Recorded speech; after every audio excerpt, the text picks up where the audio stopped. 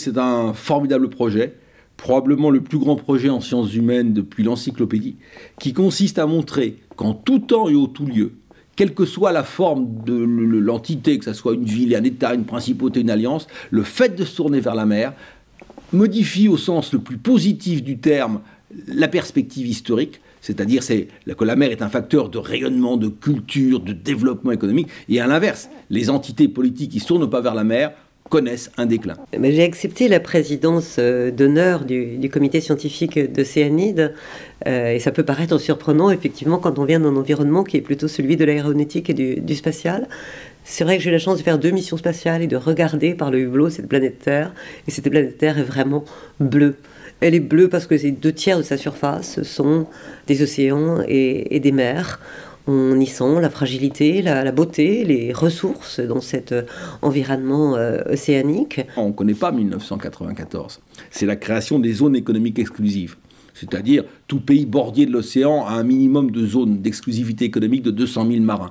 200 fois 1852 mètres égale 372 km. Vous faites un périmètre avec un rayon de 372 km à partir de chaque bout de caillou français. Ça fait de la France aujourd'hui le deuxième domaine maritime au monde. Jamais de toute notre histoire. Même au plus haut de la période napoléonienne, on a eu autant d'espace. Vous allez me dire, c'est de l'eau. Oui, mais il y a tout dans l'eau. Ça met un tournant. La chance de notre pays, deuxième domaine maritime au monde, c'est de se tourner vers la mer, vers la croissance bleue. C'est comme ça que nous allons totalement sortir de la crise, probablement et très rapidement. En tout temps et en tout lieu, la mer a toujours été le moteur de la compétitivité et de l'emploi. Je crois qu'on est dans des espaces de l'humanité qu'il faut continuer à explorer et pour lesquels il faut redonner du sens. On a écrit depuis des décades, voire même des siècles, une histoire souvent locale, nationale, où on explique les choses par rapport à ce qu'on voit à côté. Mais on n'a jamais regardé l'histoire vue de la mer. Se projeter dans l'avenir, ça veut parfois dire être capable aussi d'avoir ce regard en arrière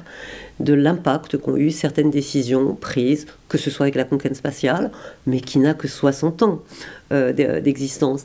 Et par contre, la conquête des mers qui remonte jusqu'à une antiquité très, très lointaine. On sait maintenant que c'est la mer qui donne l'intelligibilité à l'histoire. La démarche d'Océanide, de pouvoir, dans un environnement international, reprendre tous ces éléments de stratégie depuis l'Antiquité jusqu'à la période contemporaine, je trouve est une démarche très novatrice, très importante pour redonner sa voix à la mer, qui est un peu le monde du silence, comme le disait Jean-Yves Cousteau, et dont on n'a pas une perception correcte de l'importance qu'elle a représentée et qu'elle représente pour le XXIe siècle et les siècles à venir.